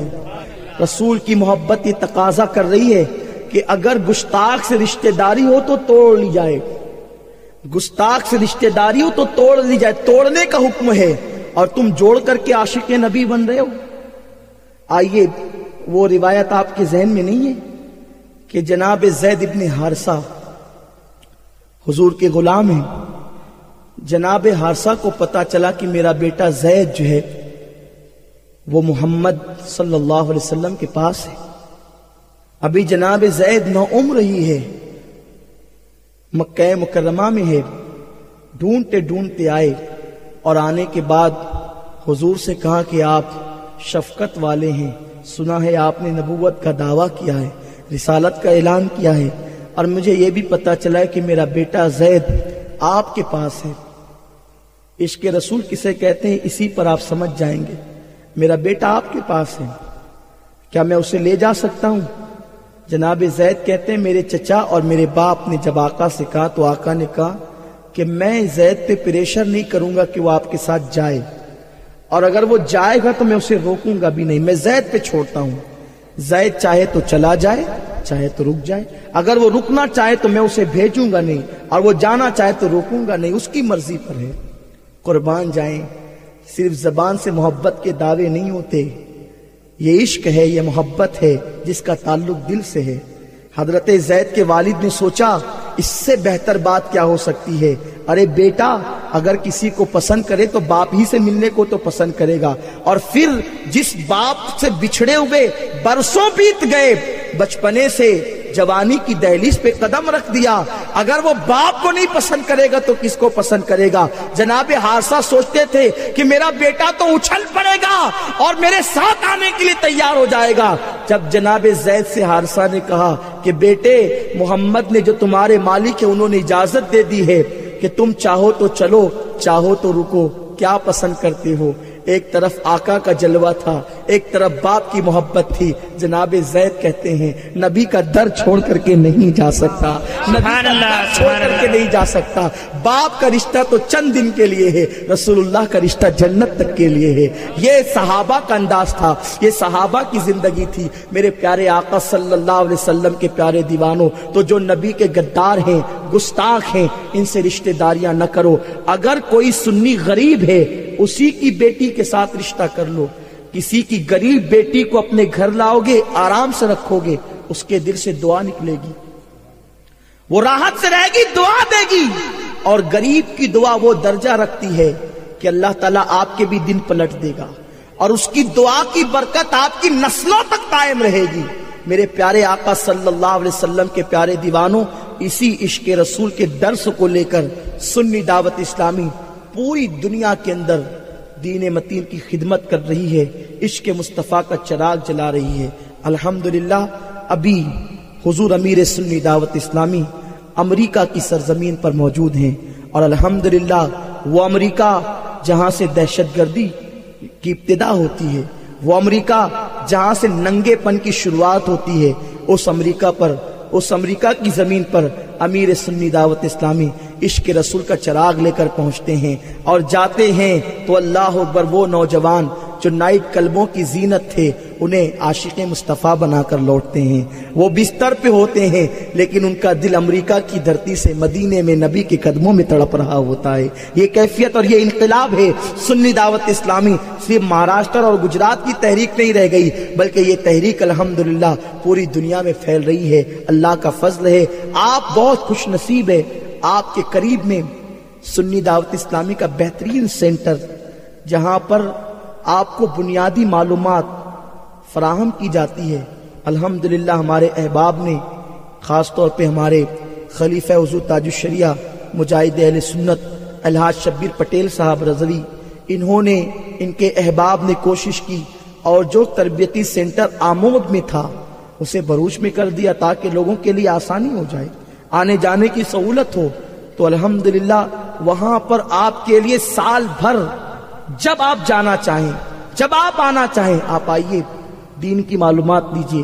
آج ہمارا حال یہ، ہم کہتے ہیں ہم غوث پاک کے غلام ہیں، غریب نواز کے غلام ہیں. اللہ اس مبارک اس غلامی پر ہمیں ناز ہے، یہ غلامی اللہ سلامت رکھے، نسبت پر ہمیں ناز، اللہ نسبت سلامت رکھے. لیکن میں آپ سے کہتا ہوں، آپ غوث پاک کے غلام ہیں، آپ کو نماز پڑھنے کا طریقہ نہیں آتا، ہمیں وضو کرنے کا طریقہ معلوم نہیں، ہمیں نہیں معلوم کہ غسل کسے کہتے ہیں، ہمیں نہیں معلوم کہ کیا کہیں گے تو ایمان باقی رہے گا اور کیا کہیں گے تو ایمان چلا جائے گا، کن چیزوں سے ایمان چلا جاتا ہے ہمیں نہیں معلوم. ایمان اور کفر کی باریکیوں کی ہم نے کبھی پڑھا ہی نہیں، اس لیے کہ ہم نے جب ہوش سنبھالا ہم نے تو پیسے کی محبت دل میں پائی. یاد رکھیے، یہ پیسے دنیا میں رہیں گے، یہ دولت دنیا میں رہے گی، یہ آرائش دنیا میں رہے گی، یہ عیش دنیا میں رہے گا. اگر کوئی کام آنے والی چیز ہے تو آپ کی محبت رسول آپ کو کام آئے گی، آپ کا ایمان آپ کو کام آئے گا. تو ایمان کو مضبوط کرنے کے لیے، عقیدے کو مضبوط کرنے کے لیے آپ اپنے علاقے سے، اپنے شہر سے، اپنے گاؤں سے سفر کریں، سنی دعوت اسلامی کے قافلے میں شریک ہو کر آپ بروچ کے نوری تربیتی سینٹر میں پہنچیں، اور پہنچنے کے بعد آپ بنیادی معلومات لیں. علم ہوگا تو علم کی برکت سے آپ کا ایمان بھی محفوظ رہے گا، عقیدہ بھی محفوظ رہے گا، کوئی بدعقیدہ آپ کو گمراہ نہیں کر سکے گا. تو مجھے امید ہے یہاں کے نوجوان، یہاں کے بوڑھے، یہاں کے بچے، سب سے میں گزارش کرتا ہوں کہ وہ سنی دعوت اسلامی کے قریب آئیں، اپنے عقیدے کو مضبوط کریں، اپنے ایمان کو مضبوط کریں. میں اللہ کی بارگاہ میں دعا کرتا ہوں کہ اللہ تعالیٰ کہنے سننے سے زیادہ عمل کی توفیق عطا فرمائے. دوران گفتگو سبقت لسانی کی بنیاد پر اگر کوئی غلطی ہو گئی تو اللہ تعالیٰ معاف فرمائے. استغفر اللہ ربی من کل ذنب واتوب الیہ وما علینا الا البلاغ المبین. اور دعا کرتا ہوں کہ اللہ ہمارے برادر مولانا ظہیر صاحب نوری، ان کے گھر میں ہمیشہ ہمیش دائمی برکتوں کو نازل فرمائے، نظر بد سے محفوظ فرمائے. اور اللہ تعالیٰ نے آج جو خوشیاں ان کے دامن میں ڈالی وہ قیامت تک کے ان کی نسل کے اندر باقی رہے، دوام اللہ تعالیٰ اسے عطا فرمائے. السلام علیکم. یہ برکات خواجہ، سرکار خواجہ کی برکتیں، یہ ایسا رسالہ ہے گجرات کے اندر میں نے تو کبھی اسے پڑھا نہیں، سوائے اتنا پڑھنے کے مجھے اور بھی اس کے آگے پڑھنا نہیں آتا۔ اتنا پڑھ لیتا ہوں، گجرات آتا جاتا ہوں تو آج کل برکات خواجہ، اس کے آگے کیا ہے، لیکن جہاں جاتا ہوں، بھاؤ نگر گیا، جام نگر گیا، ادھر جتنے علاقے میں گیا، آپ کی صورت جہاں جہاں گیا، لوگوں نے مجھے بتایا کہ یہ وہ رسالہ ہے جس نے پورے گجرات کے اندر عشق مصطفیٰ کا انقلاب پیدا کیا ہے۔ اللہ تعالیٰ اس کے مدیر اعلیٰ کو صحت و عافیت کے ساتھ دراز عمر بالخیر عطا فرمائے، عمر خضر عطا فرمائے۔ چھوٹا سا دبلا پتلا وجود ہے لیکن کام اتنا بڑا کیا کہ اگر دیکھنے والے دیکھیں تو اتنا اونچا مینار ہے ان کے کام کا کہ دیکھنے والوں کی ٹوپیاں گر جائیں مگر ان کے مینار کا سرا کسی کو نظر نہ آئے۔ اللہ تعالیٰ جس پہ فضل کرتا ہے اس سے وہ کام لیتا ہے۔ تو یہ برکات خواجہ ہر گھر کی ضرورت ہے، اس میں نہ اپنوں کی رعایت ہے نہ غیروں کی رعایت۔ اپنوں کے خرافات پر بھی باضابطہ طور پہ مرہم رکھا جاتا ہے، لیکن جب مرہم زخم پر آتا ہے تو تھوڑی سی تڑپ ہوتی ہے، تھوڑی دیر کے بعد آرام ملتا ہے تو پتہ چلتا ہے کہ نہیں، وہ مرہم رکھنے والا دشمن نہیں تھا بلکہ وہ ہمارا دوست تھا۔ مگر مرہم میں تھوڑی سی جو ہے وہ جھنجھلاہٹ ہوتی ہے، تھوڑی سی جلن ہوتی ہے، مگر اس کے بعد وہ مرہم سے جو جراثیم مرتے ہیں اس سے راحت ہوتی ہے۔ تو اس لیے جب کہیں یہ مدیر دیکھتا ہے کہ ہمارے یہاں بدعات اور خرافات کے زخم ہے تو وہ سنتوں کا مرہم رکھ دیتا ہے۔ برا لگنے والوں کو برا لگتا ہے مگر معاشرے کی اصلاح ہوتی ہے۔ گالیاں دینے والے گالی بھی دیتے ہوں گے لیکن وہ امام احمد رضا کی سنت ادا کرتے ہوئے صبر کر لیتا ہے، اور جب وہ باطل کو خطرناک اور اللہ اکبر گندے غلیظ منصوبے پر جو ہے وہ فائز دیکھتا ہے اور عزم کرتا ہوا دیکھتا ہے، فائز نہیں عزم کرتا ہوا دیکھتا ہے، اس کا عازم دیکھتا ہے کہ اہل سنت کے ردا میں وہ آگ لگاتے ہوئے جب نظر آتے ہیں، اہل سنت کا مینار ڈھانے کے لیے جب وہ ہتھیار لے کر کھڑے ہوئے نظر آتے ہیں، تو یہ چھوٹا سا وجود جس کا نام شبیر ہے وہ سنت شبیری ادا کرتا ہے، اور سنت شبیری ادا کرتے ہوئے کربلا والے شبیر کی سنت ادا کرتے ہوئے وہ تلوار سے کام لیے تھے، یہ قلم کی تلوار سے کام لیتا ہے، اور جب امام حسین کے شبیری فیض سے قلم چلاتا ہے تو باطل جو ہے وہ قلم کی ضرب سے تڑپتا ہوا نظر آتا ہے، مرتا ہوا نظر آتا ہے، قتل ہوتا ہوا نظر آتا ہے، مگر شبیر وار ہے تیرا قلم کہ باطل تڑپ تڑپ کر مرتا ہے مگر اس کے خون کے دھبے تیرے قلم پر نظر بھی نہیں آتے۔ یہ شان ہے قلم کی، اور قلم کی تلوار سے یہ عظیم جہاد کر رہے ہیں۔ اللہ تعالیٰ انہیں عمر خضر عطا کرے۔ یہ ہر گھر کی ضرورت ہے، برکات خواجہ، خواجہ صاحب کی برکتیں، غریب نواز کی برکتیں۔ تو آپ سے مجھے میری گزارش ہے آپ اس کے ممبر بنیں، سالانہ ممبر بنیں، بلکہ سالانہ نہیں بلکہ آپ لائف ٹائم اس کے ممبر بن جائیں، زندگی بھر کے ممبر بن جائیں، تاکہ آپ کے یہاں یہ آتا رہے، گھر میں رہے گا۔ آپ یہ نہ سمجھے کہ کون پڑھے گا، عورتیں پڑھے گی، بچے پڑھیں گے، آپ جب آئیں گے تو آپ پڑھیں گے۔ تو اگر آپ اس کو لیتے ہیں تو آپ اس کو، اتنا چھوٹا سا ہے، مہینے بھر میں آرام سے بھی پڑھیں گے تو پورے مہینے میں آپ اس کو آرام سے پڑھ لیں گے انشاءاللہ۔ آدھا ایک صفحہ پڑھیں گے تو مہینے بھر میں ختم ہو جائے گا۔ تو مجھے امید ہے عقیدے کی پختگی کے لیے آپ اس کو جو ہے وہ ضرور لے جائیں، اور یاد رکھیے میں ان کی رعایت میں اعلان نہیں کر رہا ہوں، واقعی اس کے فائدے اس لیے اس کا اعلان کر رہا ہوں۔ تو آپ سے میری گزارش، لے جائیں گے نا انشاءاللہ، سب ممبر بنیں گے نا انشاءاللہ اس کی۔ اللہ تعالیٰ آپ سب کو جزائے، سب میں اعلان کروں، ٹھیک ہے۔ اس کی فیس جو ہے وہ سالانہ 150 روپے ہے، تو آپ جو ہے وہ 150 روپے دے کر کے اس کے ممبر بنے۔ اور لائف ٹائم کا کیا ہے